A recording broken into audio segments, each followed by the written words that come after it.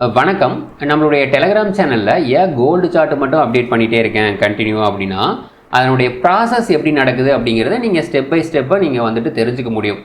நான் வந்துட்டு ஒரு நாளைக்கு கோல்டு சார்ட், ஒரு நாளைக்கு நிஃப்டி சார்ட், ஒரு நாளைக்கு ஸ்கிரிப்டோட சார்ட், ஒரு நாளைக்கு வந்துட்டு வேற ஃபாரெக்ஸ் சார்ட் அந்த மாதிரி அப்டேட் பண்ணிட்டு இருந்தேன் அப்படின்னா, உங்களால அதனுடைய ஸ்டெப் பை ஸ்டெப் ப்ராசஸை லேர்ன் பண்ண முடியாது. பட் எனக்குமே அது யூஸாக இருக்கும். நான் மெயினாக கோல்டில் ஃபோக்கஸ் பண்ணுறேன் அப்படிங்கிறதுனால எனக்கு அது ரொம்ப யூஸாக இருக்குது. ஸோ அதிலிருந்து நான் என்ன யூஸ் பண்ணுறனோ அதை மட்டும்தான் நான் இங்கே அப்டேட் பண்ணிகிட்ருக்கேன். நான் வந்து புதுசாக வேறு ஏதாவது யூஸ் பண்ணிவிட்டு இங்கே ஒன்று அப்டேட் பண்ணிகிட்டு இருக்கிறது இல்லை கிடையாது. நீங்கள் வாட்ச் பண்ணி பார்த்தீங்கனாலே தெரியும். இங்கே பார்த்தீங்க அப்படின்னா நிறைய லைன்ஸ் ட்ரா பண்ணி வச்சுருக்கேன். உங்களுக்கு வந்து இது வந்து ஸ்லைட்லி கன்ஃபியூஸாக இருக்கும். என்னடா ஃபிபோங்கிறாங்க, ட்ரெண்ட் லைனுங்கிறாங்க, சப்போர்ட்டுங்கிறாங்க, ரெசிஸ்டன்ஸுங்கிறாங்க, அதெல்லாம் எப்படி அண்டர்ஸ்டாண்ட் பண்ணிக்கிறது அப்படின்ட்டு உங்களுக்கு கன்ஃபியூஸ் ஆகும். பட் இதில் பார்த்தீங்க அப்படின்னா ஸ்டெப் பை ஸ்டெப்பாக தான் நான் ப்ராசஸ் பண்ணியிருப்பேன். எந்த இடத்துல எது மெயின் அப்படிங்கிற மாதிரி. இங்கே பார்த்தீங்க அப்படின்னா கரெக்டாக நான் வந்துட்டு இங்கே அப்டேட் பண்ணியிருக்கேன். 4:30 PM கோல்டு வந்து நியர் ரெசிஸ்டன்ஸ் அப்படின்ட்டு போட்டிருக்கேன். 4:43க்கு கோல்டு டே அப்படின்ட்டு சார்ட் போட்டு அந்த ரெசிஸ்டன்ஸ் லைனை நான் நல்லா ட்ரா பண்ணி உங்களுக்கு ஷோ பண்ணியிருக்கேன். இங்கே பார்த்தீங்க அப்படின்னா கரெக்டாக அப்போ மார்க்கெட் என்ன ரேட் இருந்தது? 3401 இருந்துச்சு. மார்க்கெட் அப்போ எப்படி மேலே போயிட்டு இருந்தது தெரியுமா? ஸ்ட்ராங்காக மேலே போயிட்டு இருந்தது. ஸோ இங்கே பார்த்தீங்க அப்படின்னா இங்கே ஒரு பிரேக் அவுட் நடந்து ஹவர்லியில் இங்கே ஒரு பிரேக் அவுட் நடந்து இங்கே ஒரு பாசிட்டிவான candle, strong break out candle. Strong break out கேண்டிலில் நீங்கள் வந்து டெய்லி டைம் ஃப்ரேம் மட்டும்தான் கவனிச்சிருந்தீங்க அப்படின்னா உங்களுக்கு எதுவுமே தெரிஞ்சிருக்காது. ஓ பிரேக் அவுட் ஆகுது, இந்த இடம் வந்தால் மறுபடியும் மேலே போகும் அப்படிங்கிற ஒரு ஐடியாவுக்கு தான் நீங்கள் வர முடியும். பட் நீங்கள் இன்ட்ராடே பண்ணாலும் சரி, புஷல் பண்ணாலும் சரி, ஷார்ட் டேர்ம் பண்ணாலும் சரி, ஸ்விங் ட்ரேட் பண்ணாலும் சரி, உங்களுக்கு எல்லா டைம் ஃப்ரேமோட சப்போர்ட் ரெசிஸ்டன்ஸும் தெரிஞ்சிருக்கணும். அப்போ தான் நீங்கள் வந்துட்டு கரெக்டான என்ட்ரிஸை சூஸ் பண்ணி எடுக்க முடியும். நான் வந்து ஒரு டைம் ஃப்ரேம் மட்டும்தான் நான் வாட்ச் பண்ணுவேன், 5 மினிட்ஸ் மட்டும்தான், 15 மினிட்ஸ் மட்டும்தான் வாட்ச் பண்ணுவேன் அப்படின்னா நீங்கள் ட்ரேடிங்கில் எப்பவுமே ஜெயிக்கிறது ரொம்ப ரொம்ப கஷ்டமாக இருக்கும். ஜெயிக்கலாம், பட் ரொம்ப டஃப்பாக இருக்கும். இப்போ வந்துட்டு நீங்கள் பையிங் எடுக்கணும் அப்படின்னு முடிவு பண்ணுறீங்க டெய்லி சப்போர்ட்டில். அந்த இடத்துல உங்களுக்கு ஏதாவது ஒரு பாசிட்டிவான கேண்டில் வருது அப்படின்னா நீங்கள் வந்து ஸ்ட்ராங்காக பையிங் எடுக்க முடியும். ஏன்னா டெய்லி சப்போர்ட் இருக்குது, அந்த இடத்துல பாசிட்டிவான கேண்டில் வந்திருக்கு அப்படின்ட்டு. பட் இங்கேயுமே ஒரு பாசிட்டிவான கேண்டில் தான் வந்திருக்கு. இது ஒரு ஸ்பின்னிங் டாப் அப்படின்னா ரிவர்சிங் கேண்டில் தான். பட் இந்த ஹை பிரேக் ஆகலை, ஹை பிரேக் ஆனால் தான் எடுப்போம். பட் இங்கே ஒரு பாசிட்டிவான கேண்டில் இருக்குது, இங்கே ஃபிபோ சப்போர்ட் இருக்குது அப்படின்னு நீங்கள் எடுத்துருந்தீங்கன்னா அது கீழே வந்திருக்கும். அந்த இடத்துல ஃபிபோ சப்போர்ட்டு மட்டும்தான் இருக்குது, வேறு எந்த ஒரு சப்போர்ட்டும் இல்லை. இங்கே சேனல் பிரேக் டவுன் ஆகிருக்கு அப்படிங்கிற ஒரு விஷயம் தெரிஞ்சால் தான் மேலே போனால் நீங்கள் வந்துட்டு மெயினாக செல் எடுக்கணும் அப்படிங்கிற ஒரு ஐடியாவுக்கு வர முடியும். இங்கே வந்துட்டு டெக்னிக்கல் தெரியாமையோ மார்க்கெட் தெரியாமையோ யாருமே கிடையாது.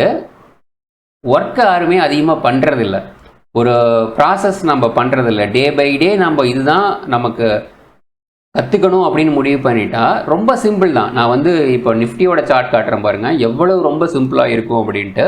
நீங்கள் இந்த ஹை, நான் ஹை கூட கரெக்டாகவே ட்ரா பண்ணிடுறேன். இந்த ஹையில் ஒரு லைன் வீக்லியில், இந்த ப்ரீவியஸ் வீக்கோட ஹையில் ஒரு லைன் ட்ரா பண்ணியிருந்தீங்க அப்படின்னா மார்க்கெட் பாருங்கள், இங்கே இந்த ஹைக்கு பக்கத்தால் வந்துட்டு மார்க்கெட் எது வரைக்கும் போயிருக்கு, அடுத்த சப்போர்ட் வரைக்கும் வந்துட்டு மார்க்கெட் எது வரைக்கும் போயிருக்கு. நீங்கள் செகண்ட் சப்போர்ட்டில் எடுத்திருந்தா கூட சப்போர்ட் ரெசிஸ்டன்ஸ் கண்டுபிடிக்கிறது எவ்வளவு ஈஸியாக இருக்குது. ஒன்றுமே இல்லை, வீக்லி ஹையை நீங்கள் ட்ரா பண்ணி வச்சுருந்தீங்க அப்படின்னாலே ஓகே மார்க்கெட் இந்த இடத்துல வந்தால் சப்போர்ட் எடுக்கும் அப்படிங்கிற ஒரு ஐடியாவுக்கு நீங்கள் வர முடியும்.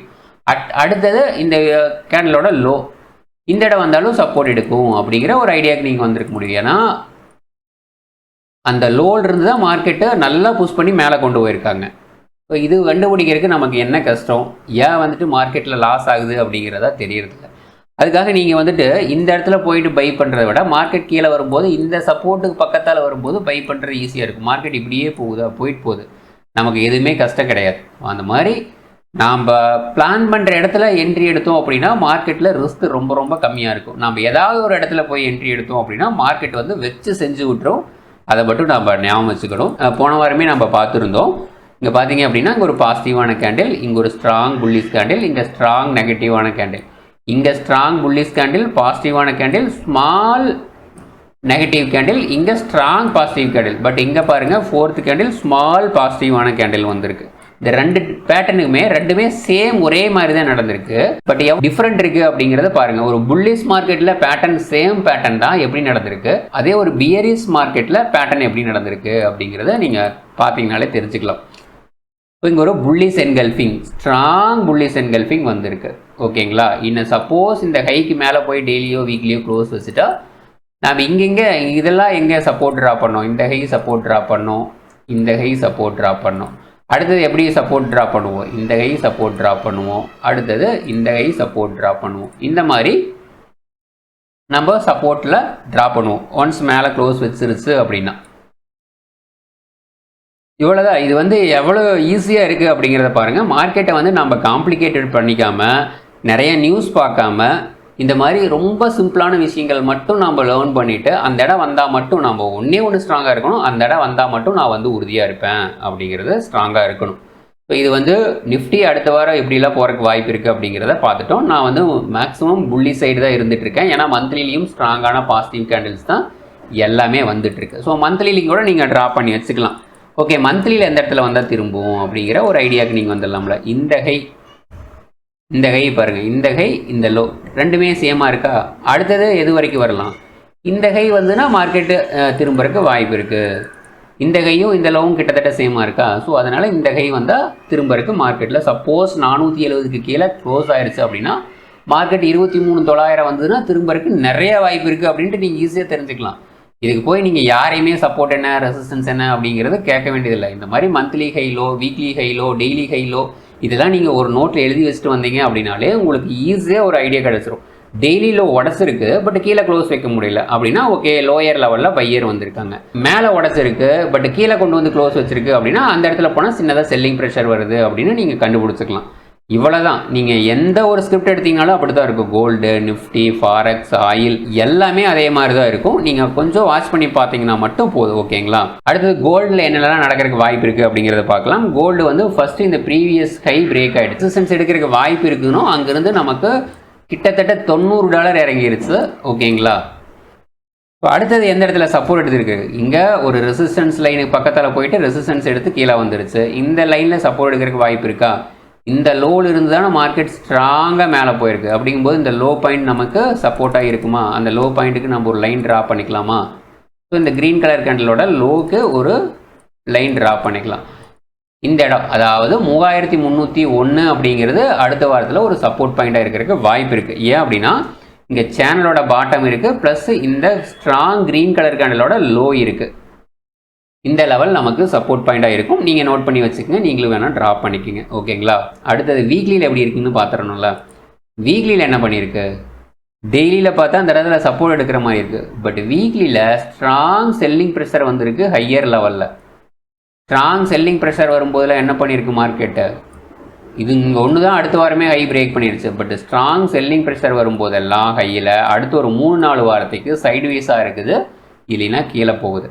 அப்படிங்கும்போது மார்க்கெட் என்ன பண்ணும், இந்த சைடுவேஸாக இருக்கும், இல்லைன்னா கீழே போகிறதுக்கு வாய்ப்பு இருக்குது அப்படிங்கிற ஒரு ஐடியாவுக்கு நம்ம வந்துட்டோமா. ஸோ டெய்லியில் இந்த இடத்துல சப்போர்ட் எடுக்கிறதுக்கு வாய்ப்பு இருக்குது. பட் நம்ம பை பண்ணாலும் குயிக்காக ப்ராஃபிட் புக் பண்ணணும் அப்படிங்கிற ஒரு தாட்டுக்கு வீக்லி பேசிஸில் வந்திருக்கிறோம். இதுதான் நம்ம வந்து ஒன்று பையோ செல்லோ பண்ணிடுறோம், அது வந்து ப்ராஃபிட் நல்லா வளர்த்து விடலாமா, இல்லை ரெசிஸ்டன்ஸ் போனோன்னா டக்குன்னு ப்ராஃபிட் புக் பண்ணணுமா அப்படின்ட்டு நம்ம ஒரு அனலைசிஸ் பண்ணி வச்சுருந்தா மட்டும்தான் நம்ம தெரிஞ்சுக்க முடியும். ஓகேங்களா? இப்போ வந்து என்ன பண்ணணும், பை பண்ணனாலும் நீங்கள் வந்து டக்குன்னு ப்ராஃபிட் புக் பண்ணணும். Any time market selling pressure கூட வரும், இல்லைன்னா சைடுவேஸில் இருக்கிறதுக்கு நிறைய வாய்ப்பு இருக்குது. அதனால் சப்போர்ட் ரெசிஸ்டன்ஸ்குள்ளே ப்ளே ஆகும். அதனால் நம்ம ரொம்ப கேர்ஃபுல்லாக சப்போர்ட் ரெசிஸ்டன்ஸ்குள்ளே ப்ளே ஆகும்போது தான் நம்மளுடைய ஸ்டாப் லாஸ் எல்லாமே அடி வாங்கும். நம்ம இந்த மாதிரி டெய்லி வீக்லி இதெல்லாம் சப்போர்ட் ரெசிஸ்டன்ஸ் தெரிஞ்சு வச்சிட்டோம், இந்த மாதிரி ஃபிபோவில் சப்போர்ட் ரெசிஸ்டன்ஸில் ட்ரா பண்ணி வச்சிருக்கோம் அப்படின்னா நம்மளை ஒன்றும் பண்ணாது. நம்ம ஒன்லி ஒன் கேண்டில் ஸ்டிக் மட்டுமே ஒரு ஸ்மால் டைம் ஃப்ரேமில் 5 மினிட்ஸில் பார்த்து ட்ரேட் பண்ணுறோம் அப்படின்னா நமக்கு கண்டமேனிக்கு ஸ்டாப் லாஸ் அடிக்கிறதுக்கு வாய்ப்பு இருக்குது. ஸோ அடுத்த வாரம் சப்போஸ் இந்த இடத்துல வந்து சப்போர்ட் எடுத்தாலுமே மார்க்கெட் குயிக்காக ப்ராஃபிட் புக் பண்ணணும். எந்த இடம் ஃபஸ்ட்டு வந்து இந்த லெவலில் ரெசிஸ்டன்ஸ் எடுக்கும், அடுத்து இந்த 350 லெவலில் ஸ்ட்ராங்காக ரெசிஸ்டன்ஸ் எடுக்கிறதுக்கு நிறைய வாய்ப்பு இருக்குது. 350ங்கிறது strong resistance zone next week. Suppose இந்த லோக்கு கீழே மார்க்கெட் ஸ்ட்ராங்காக க்ளோஸ் வச்சிருச்சு அப்படின்னா இந்த லோ வரைக்கும் வரக்கு வாய்ப்பு இருக்குது. இந்த லோவும் பிரேக் ஆச்சுன்னா இந்த லோ வரைக்கும் வரக்கு வாய்ப்பு இருக்குது. ஏன்னா மார்க்கெட் இப்போ ஒரு சேனலில் போயிட்டுருக்கு. தென் இங்கே ஒரு ட்ரையாங்கிள் பேட்டர்ன் பிரேக் அவுட் ஆகிருக்கு. ஸோ இங்கே வந்து ஆல்ரெடி நம்ம ட்ரையாங்கிள் ட்ரா பண்ணி வச்சுருந்தோம். இந்த ஒரு ட்ரையாங்கிள் வந்து பிரேக் அவுட் ஆகிட்டு மறுபடியும் பாட்டம் லைனு டெஸ்ட் பண்ணுறதுக்கு வருது. இது வந்து ஃபால்ஸ் பிரேக் அவுட்டாக இல்லை கன்ஃபார்மான பிரேக் அவுட்டா அப்படிங்கிறது அடுத்த ஒரு 2-3 நாளில் நமக்கு தெரியறதுக்கு வாய்ப்பு இருக்குது. ஓகேங்களா? இந்த மாதிரி நீங்கள் ஸ்டெப் பை ஸ்டெப்பாக அனலைசிஸ் பண்ணும்போது உங்களுக்கு ஈஸியாக தெரிஞ்சுக்கும். நீங்கள் வந்து நான் ட்ரேடிங் பண்ணலை இல்லை நான் இன்வெஸ்ட் பண்ணுறேன் அப்படின்னா அதுக்கு ரொம்ப சிம்பிள் தான். நீங்கள் கீழே போக போக வாங்கலாம். கீழே போக போக வாங்குறதுக்கு ஒரு டூல் நம்ம வச்சுருக்கோம். அது என்னென்னா இந்த மாதிரி டூல் தான். ஓகேங்களா? இதில் எப்படி வாங்குறது அப்படின்னா டெய்லி டைம் ஃப்ரேம் வச்சுக்கணும். டெய்லி டைம் ஃப்ரேம் வச்சுட்டு எப்பெல்லாம் இந்த மாதிரி ஒரு ரெட்டு முடிஞ்சு இந்த லைட் ப்ளூ வருது பார்த்தீங்களா, அந்த இடத்துல பை பண்ணுறோம். அந்த இடத்துல இந்த கேண்டில்னு நினைக்கிறேன். ஸோ இந்த இடத்துல பை பண்ணுறோம். மறுபடியும் இந்த டார்க் ப்ளூ வருது பார்த்தீங்களா, 0 லைனு பக்கத்தில் வரும்போது அங்கேயும் பை பண்ணுறோம். எந்த இடத்துல பை பண்ணக்கூடாது, இந்த டார்க் ப்ளூ எங்கெங்கெல்லாம் வருதோ அங்கெல்லாம் நீங்கள் வந்து ஈக்விட்டி பீஸ் அந்த மாதிரி இல்லை நான் கொஞ்சம் ரிஸ்க் எடுக்கிறேன் அப்படின்னா ஃப்யூச்சரில் ரொம்ப சின்ன லாட்டை ரொம்ப அதிகமான மணி வச்சுட்டு ரொம்ப சின்ன லாட்டை நீங்கள் வந்து ப்ளே பண்ணி பார்க்கலாம். எக்ஸிட் எப்போனா இது வந்து ரெட்டாக மாறிடுச்சு, இந்த டார்க் ப்ளூ வந்து ரெட்டாக மாறிடுச்சு அப்படின்னா நீங்கள் எக்ஸிட் ஆகிடணும். எங்கே ரெட்டாக மாறி இருக்குது, இன்னும் ரெட்டாகவே மாறல. ஸோ இந்த இடத்துல மட்டும் குட்டியோண்டு ரெட்டாக மாறி இருக்குது, உங்களுக்கு தெரியுதா? இந்த இடத்துல எக்ஸிட் ஆகிடணும். மறுபடியும் இந்த டார்க் ப்ளூ வந்தோன்னே பை பண்ணலாமான்னா பண்ணக்கூடாது. மறுபடியும் இந்த லைட் ப்ளூ மேலே போகிறதுக்கு டேர்ன் ஆகுது பார்த்தீங்களா, இந்த இடத்துல வந்தால் தான் நம்ம வந்து பை பண்ணணும். பை பண்ணிவிட்டு மறுபடியும் இந்த டார்க் ப்ளூ வந்தால் நம்ம பை பண்ணலாம். ஸோ இந்த மாதிரி டார்க் ப்ளூ எந்த இடத்துல வருதோ அந்த இடத்துலலாம் நீங்கள் பை பண்ணால் உங்களுக்கு கொஞ்சம் ஈஸியாக இருக்கும். பெருசாக அனலைசிஸ் பண்ண வேண்டியதில்லை. இந்த மாதிரி hourly 5 minute channel support resistance எதுவுமே ட்ரா பண்ண வேணாம். இது எப்போ ப்ளூ வருதோ அங்கே பை பண்ணுறேன், மறுபடியும் எப்போ ரெட்டு வருதோ அங்கே எக்ஸிட் ஆகிடுறேன். இல்லைன்னா வெயிட் பண்ணி மறுபடியும் கீழே போயிட்டு எப்போ மேலே டவுன் ஆகுதோ அப்போ வந்து நான் பை பண்ணிக்கிறேன் அப்படின்ட்டு நீங்கள் பிளான் பண்ணியிருந்தீங்க அப்படின்னா உங்களுக்கு ரொம்ப ரொம்ப ஈஸியாக இருக்கும். இது வந்துட்டு ஈக்விட்டியில் பண்ணுறதுக்கு ரொம்ப ரொம்ப ஈஸியாக இருக்கும். கோல்டு எப்படி தான் இருந்தாலும் கீழே போனாலும் மேலே வரும் அப்படிங்கிற உங்களுக்கு ஒரு நம்பிக்கை இருந்ததுன்னா ஆவரேஜ் கூட பண்ண முடியும். அதாவது கோல்டு பீஸ் அப்படின்ட்டு நமக்கு என்எஸ்சிலேயே ட்ரேட் ஆகிட்டு இருக்கு, அதில் ஆவரேஜ் கூட நீங்கள் பண்ணலாம். ஸோ ஆவரேஜ் பண்ணுறதுக்கு கன்ஃபியூஸாக இருக்குது, எந்த இடத்துல பண்ணுறது தெரியல அப்படின்னா நீங்கள் இந்த மாதிரி யூஸ் பண்ணீங்க அப்படின்னா ரொம்ப ஈஸியாக இருக்கிறதுக்கு வாய்ப்பு இருக்குது. இந்த டூல் உங்களுக்கு ஃப்ரீயாக வேணும் அப்படின்னா கமெண்ட் பண்ணுங்கள். ஃப்ரீ டூல் அப்படின்ட்டு கமெண்ட் பண்ணுங்கள். முடிஞ்ச வரைக்கும் கொஞ்சம் நிறைய கமெண்ட் வரணும். நிறைய பேர் ஓகே கேட்குறாங்க, எனக்கு டெலிகிராம் மெசேஜில் 100-200 மெசேஜ் டூல் கொடுங்கன்னு வருது. பட் கமெண்ட் பண்ண சொன்னால் யாருமே கமெண்ட் பண்ண மாட்டேங்கிறாங்க. ஏன் கமெண்ட் பண்ண சொல்கிறோம் அப்படின்னா, ஸோ கூகுள் வந்துட்டு இந்த யூடியூப் அல்காரிதம் எப்படி ஒர்க் பண்ணுன்னா, நிறைய பேர் ஏதாவது ஒரு ஆக்டிவாக இருக்காங்க, ஃபுல் வீடியோ நிறைய பேர் பார்க்க சொல்லுவாங்க. ஃபுல் வீடியோ ஒருத்தர் பார்த்தாங்க அப்படின்னா ஓகே இந்த வீடியோ நல்லா இருக்கும் போல் இருக்கு, அதாவது யூடியூப் வந்துட்டு ரெக்கமெண்ட் பண்ணும். அப்படி பண்ணும்போது நிறைய பேர்த்துக்கு யூஸ் ஆகிருக்குல்ல. நாம் கற்றுக்கிட்டது இன்னும் 4 பேர்த்துக்கு யூஸ் ஆகணும் அப்படின்னா நீங்கள் என்னோட வீடியோன்ட்டு இல்லை, எந்த வீடியோவாக இருந்தாலும் லைக் பண்ணுங்கள். முடிஞ்ச ஒரு ஸ்மைல்னால ஒரு கமெண்ட் பண்ணிட்டு போங்க. நம்ம ஏன்னா யூடியூப் வந்து அவ்வளோ விஷயங்கள் ஃப்ரீயாக கொட்டி கிடக்குது. அதை வந்து நம்ம ப்ராப்பராக யூஸ் பண்ணணும் அப்படின்னா நீங்கள் எல்லா ஸ்கில்ஸுமே சூப்பராக இம்ப்ரூவ் பண்ணிக்க முடியும். ஸோ அதனால் உங்களுக்கு ஒரு வீடியோ பிடிச்சிருந்தது இல்லை ஓரளவுக்கு ஏதாவது ஒரு சின்ன பாயிண்ட் உங்களுக்கு யூஸாக இருந்ததுனாலும் எந்த வீடியோவாக இருந்தாலும் கமெண்ட் பண்ணுங்கள். லைக் மறக்காமல் எல்லா வீடியோவுக்கும், என்னோட வீடியோக்குன்ட்டு இல்லை எல்லா வீடியோவுக்கும் லைக் பண்ணுங்கள். ஓகேங்களா? கொஞ்சம் அதிகமான கமெண்ட் வந்தது அப்படின்னா இந்த டூல் வந்து நம்ம ஃப்ரீயாக அப்லோட் பண்ணலாம். ஓகேங்களா? Okay, thank you.